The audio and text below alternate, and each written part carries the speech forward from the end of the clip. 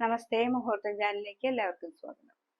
അപ്പോൾ നമ്മൾ ഈ വിഷുഫലത്തെ കുറിച്ചാണ് ഈ ഒരു വീഡിയോയിൽ പറയുന്നത്. അതില് ധനുക്കൂറുകാരെ കുറിച്ചാണ് പറയുന്നത്. ധനുക്കൂറിൽ പെടുന്ന നക്ഷത്രങ്ങളായ മൂലവും പൂരാടവും ഉത്രാടത്തിന്റെ കാൽഭാഗവും. അപ്പൊ ഈ രാശിക്കാർക്ക് കഴിഞ്ഞൊരു വിഷുഫലം, അതായത് കഴിഞ്ഞൊരു വർഷക്കാലം ഏറ്റവും നല്ല ഒരു സമയത്തിലേക്കാണ് പോയിരുന്നത്. അപ്പൊ ഈ ഒരു വർഷം ഗുണങ്ങളും ദോഷങ്ങളും സമ്മിശ്രമായിട്ട് നിൽക്കുന്ന ഒരു സമയമാണ്. ഇതിലെന്താന്ന് വെച്ചിട്ടുണ്ടെങ്കിൽ 4-ലായിരുന്നു ശനീശ്വരൻ. അപ്പൊ ഒരു ഗുണദോഷാണ്. നമ്മള് കണ്ടക ശനിയുടെ ഒരു കാലഘട്ടമായിരുന്നു. പക്ഷെ ഇവിടെ 7-ലായിരുന്നു ശനി, അല്ല 7-ൽ വ്യാഴം വന്നിരുന്നു. അപ്പൊ ഒരു നല്ലൊരു സമയമാണ്. 7-ൽ വ്യാഴമൊക്കെ നിൽക്കുമ്പോൾ നമുക്ക് നിവൃത്തിസ്ഥാനത്താണ്. പക്ഷെ ഈ ഒരു വിഷുഫലത്തിൽ പറയുന്നത് അവല് വ്യാഴത്തിനൊക്കെ ഒരു മാറ്റം വരുന്നുണ്ട്. ശനീശ്വരന് മാറ്റമില്ല, വ്യാഴം അഷ്ടമത്തിലാണ്. അപ്പൊ അഷ്ടമത്തിലെ വ്യാഴം വരുമ്പോ എന്താന്ന് വെച്ചിട്ടുണ്ടെങ്കിൽ നമുക്ക് രോഗാവസ്ഥകൾ ധാരാളം ഉണ്ടാവും.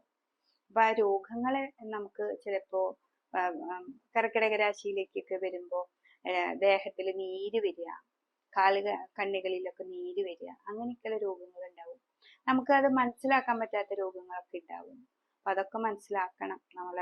നമുക്ക് രോഗങ്ങൾ ഉണ്ടാവുന്നുണ്ട്, അതെന്താന്ന് നമുക്ക് ചെറിയ നീരൊക്കെ കാണുമ്പോൾ നമ്മളൊന്ന് ശ്രദ്ധിക്കാം. പിന്നെ സാമ്പത്തികമായിട്ടൊരു നല്ല രീതിയിലേക്ക് പോകുമ്പോൾ പെട്ടെന്ന് അത് ബ്ലോക്ക് വരിക, പല പ്രതിസന്ധികളും ഉണ്ടാവുക. അപ്പോൾ അതൊക്കെ മനസ്സിലാക്കുക. ഈ ഒരു വർഷത്തെ വിഷുഫലത്തില് ഈ ഒരു നക്ഷത്രക്കാർക്ക് ഇങ്ങനെയൊക്കെ ഉണ്ടാവുന്നുണ്ട്. അപ്പോൾ ഈ സാമ്പത്തികമൊക്കെ പെട്ടെന്ന് ഒരു ബ്ലോക്ക് വന്നാൽ നമ്മൾ അത് പേടിച്ചു പോകും.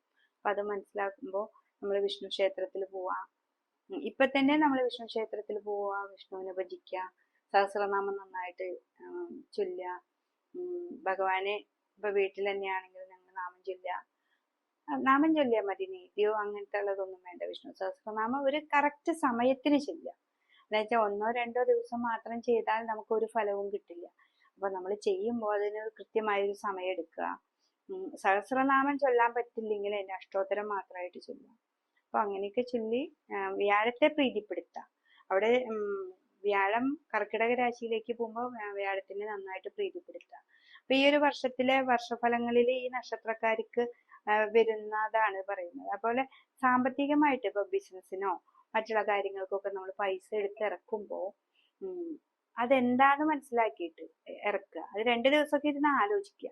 പെട്ടെന്ന് എടുത്ത് ചാടാതെ നമ്മൾ ഇരുന്ന് ആലോചിച്ച് തീരുമാനമെടുക്കുക. വീട്ടിലൊക്കെ സംസാരിച്ചിട്ട് എടുക്കുക.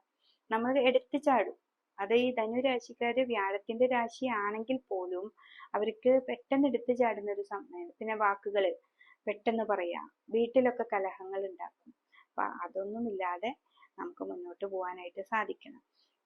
എപ്പോഴും സാമ്പത്തികമായ കാര്യങ്ങൾ, ഇപ്പൊ വിദേശത്തേക്ക് പോകുന്ന കുട്ടികളാണെങ്കിലും ഒരാൾ പറയുന്നത് കേട്ട് പെട്ടെന്ന് തന്നെ പൈസ എടുത്ത് ഇറക്കരുത്. അതെന്താന്ന് 10 ആളോട് ചോദിച്ച് വീട്ടിലൊക്കെ ഒന്ന് അന്വേഷിച്ച് വളരെ കെയർ ചെയ്തിട്ട് വേണം പൈസ കളയാനായിട്ട്. പിന്നെ രോഗാവസ്ഥ ഞാൻ പറഞ്ഞു, അതിനെ വളരെ കെയർ ചെയ്യണം. പിന്നെ നമ്മൾ നമുക്ക് ഇങ്ങനെയൊക്കെ ഉണ്ടെന്ന് മനസ്സിലാക്കി നമ്മുടെ കർമ്മത്തിൽ കൂടുതൽ ശ്രദ്ധിക്കുക. അപ്പൊ കൂടുതൽ നമ്മുടെ കാര്യങ്ങൾക്കൊക്കെ പൈസ വരും, പക്ഷെ കടത്തിലൂടെ ആയിരിക്കും പൈസ വരിക. കടം കുറച്ചെടുത്താലും നമുക്ക് നമ്മുടേതായ പുരോഗതിക്ക് നമ്മുടെ കർമ്മത്തിൽ കൂടുതൽ ശ്രദ്ധ കൊടുത്ത് മുന്നോട്ട് പോവുകയാണെങ്കിൽ ഈ ഒരു വർഷം ഏറ്റവും നല്ല സമയമായിട്ട്, ദോഷം ഗുണങ്ങളാണെന്ന് മനസ്സിലാക്കി നമുക്ക് മുന്നോട്ട് പോവാം.